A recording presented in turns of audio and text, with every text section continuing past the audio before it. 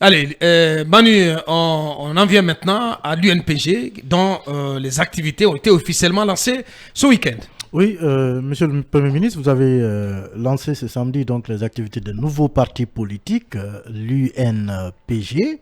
La question, c'est de savoir pourquoi vous attendez exactement, ou plutôt vous choisissez d'attendre 2 ans après le 5 septembre pour signer votre comeback. Écoutez, moi, j'étais en poste à Libreville quand il y a eu le changement, le 5 septembre. Je n'étais pas là. J'étais en fonction aux Nations Unies. Oui. Donc, j'avais un devoir de réserve. Je ne pouvais pas me mêler des affaires politiques à l'intérieur de la Guinée. J'ai terminé ma mission l'année dernière. Ça m'a permis de faire des va-et-vient, d'observer un peu la situation. J'avoue, et tout le monde le sait, j'avais décidé de ne plus me mêler de politique. J'avais plusieurs raisons pour cela. Cependant, il faut que je vous le dise honnêtement. Ouais. Je vois des défis et des enjeux très importants auxquels notre pays est confronté. Mieux, ce sont les Guinéens qui me demandent partout, depuis des semaines, depuis des mois. Les Guinéens me demandent partout, il faut que tu reviennes sur la scène politique.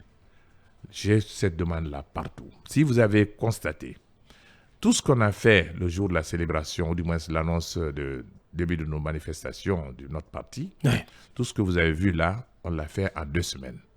Des gens sont venus de Friga, dans des bus. Des gens sont venus de Koya, dans des bus. Des gens sont venus de Bokeh, dans des bus. Des femmes, des hommes. Et ce matin même, j'ai reçu, avant de venir ici, un monsieur qui a bravé la pluie, qui a quitté Forécaria et qui est venu chez moi pour me dire, maintenez votre position, nous avons besoin de vous. Ce sont des Guinéens qui me demandent de le faire. Si vous avez constaté l'affluence qu'il y avait l'autre jour au siège, en 2 semaines d'existence, vous avez vu l'affluence. Ouais. Et ça, je vous le dis, c'est la raison pour laquelle je me suis engagé. Je réponds à la demande des Guinéens. La sollicitation Je crois de que vos j'ai compatriotes. à la sollicitation, je crois que j'ai quelque chose à donner à mon pays, mettre mon expérience au service de ce pays. Voilà pourquoi j'ai annoncé. Bien. C'est la raison. Le contexte, en quoi le contexte est déterminant? Vous avez parlé du défi et tout le reste, mais pourquoi maintenant? C'est important, parce que la question que Talib me posait dans le libellé, pourquoi attendre ce moment précis pour lancer les activités de l'UNPG? Vous aurez pu le faire bien avant ou après? Non, j'ai eu une année d'observation. J'ai terminé ma mission aux Nations Unies au mois de juin de l'année dernière. Je suis rentré en Guinée. J'ai eu le temps d'observer. Je me suis éloigné de la vie politique. Bien que certains me sollicitaient, je n'ai pas accepté. Mais les derniers mois, il y a eu une sollicitation pressante de la population.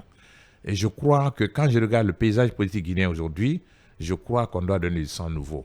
Et je vais vous dire une chose. Oui. J'apporte dans le panier mon expérience, mon parcours professionnel, ma crédibilité pour travailler avec les Guinéens et faire en sorte que nous mettions fin au paradoxe guinéen. Ce paradoxe, c'est quoi?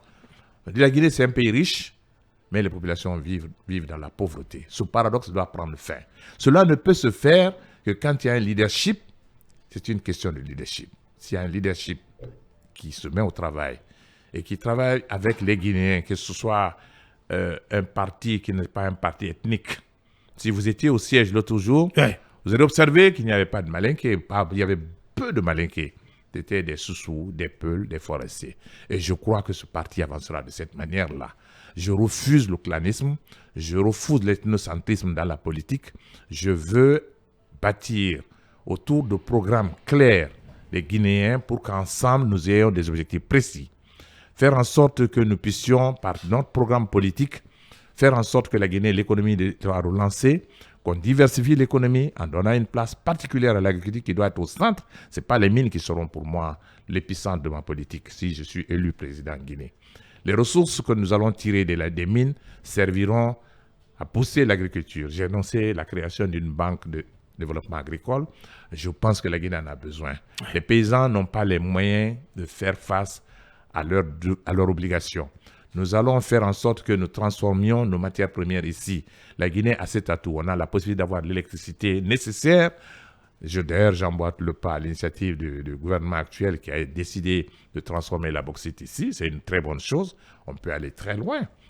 Cette valeur ajoutée, si vous comparez le prix de la bauxite brute, le prix de l'alumine et le prix de l'aluminium, vous verrez l'écart en milliers de dollars. Alors nous pouvons le faire ici en Guinée en mettant l'électricité, un plan d'électrification en place. Et cela nous permettra différentes choses. D'abord, ça nous permet de financer l'agriculture. Ça nous permet de mettre les infrastructures de base pour notre pays. Ça permettra de donner de la dotation qu'il faut à l'éducation et à la santé. Ce sont les principes qui ont été dictés par les SDG. Je veux dire, ODD, les ODD, c'est important que nous nous alignions sur cette ligne qui a été adoptée. Et donc, je crois que les objectifs de développement durable sur lesquels le gouvernement travaille